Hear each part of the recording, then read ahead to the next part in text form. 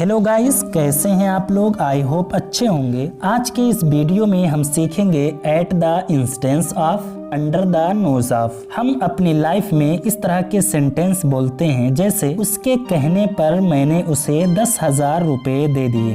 तुम्हारे कहने पर उसने एक बिजनेस शुरू किया। तुम्हारे उकसाने पर उसने इस जॉब को छोड़ दिया। उसने मेरी आंखों के सामने तुम्हारे भाई को गाली दी। मैं तुम्हें तुम्हारे पिता के सामने मारूंगा।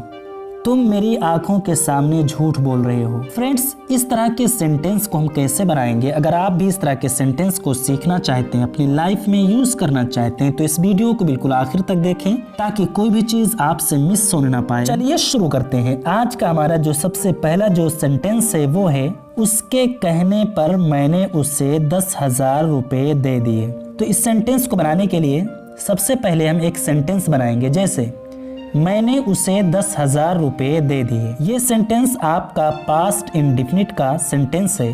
उसके बाद में लिखेंगे at the instance of. At the instance of जिसका मीनिंग होता है किसी के कहने पर या किसी के उकसाने पर। उसके बाद में हम उस शख्स का जिक्र करेंगे, उस शख्स का नाम लिखेंगे जिसके कहने पर आपने काम किया। तो चलिए हम एग्जाम्पल के थ्रू समझते हैं ताकि बात बिल्कुल आसान हो जाए, बात बिल्कुल क्लियर हो जाए। जैसे उसके कहने पर मैंने उसे 10,000 रुपए दे दिए। I gave him 10,000 rupees at the instance of him. I gave him 10,000 rupees at the instance of him. तुम्हारे कहने पर उसने एक बिजनेस शुरू किया। He started a business at the instance of you. He started a business at the instance of you. तुम्हारे उकसाने पर उसने इस जॉब को छोड़ दिया। He gave up this job at the instance of you. He gave up this job at the instance of you. आपके उकसाने पर उसने उसको मारा है। He has beaten him at the instance of you. He has beaten him at the instance of you. तुम्हारे उकसाने पर उसने यह किया। He did it at the instance of you. He did it at the instance of you. उसके उकसाने पर तुमने अपना घर क्यों बेच दिया?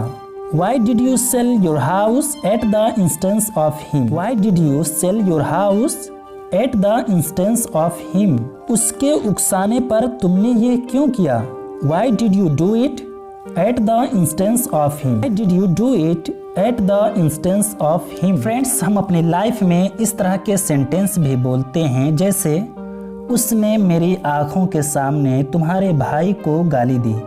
तो इस सेंटेंस को बनाने के लिए सबसे पहले हम एक सेंटेंस बनाएंगे जैसे उसने गाली दी। उसने गाली दी। उसके बाद में लिखेंगे अंडर द नोज ऑफ जिसका मीनिंग होता है नज़रों के सामने, निगाहों के सामने, आंखों के सामने। अंडर द नोज ऑफ के बाद उस शख्स का नाम लिखेंगे या उस शख्स को जिक्र करेंगे जिसके सामने यह काम हुआ। तो चलिए इस पे कुछ सेंटेंस बनाते हैं जैसे उसने मेरी आंखों के सामने तुम्हारे भाई को गाली दी।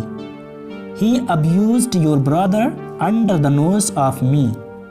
He abused your brother under the nose of me. तुम मेरी आंखों के सामने झूठ बोल रहे हो। You are telling a lie under the nose of me. You are telling a lie under the nose of me. तुमने उसे मेरी आंखों के सामने मारा है। You have beaten him under the nose of me. You have beaten him under the nose of me. तुम कितनी बार मेरे नजरों के सामने झूठ बोलोगे? How many times will you tell a lie under the nose of me?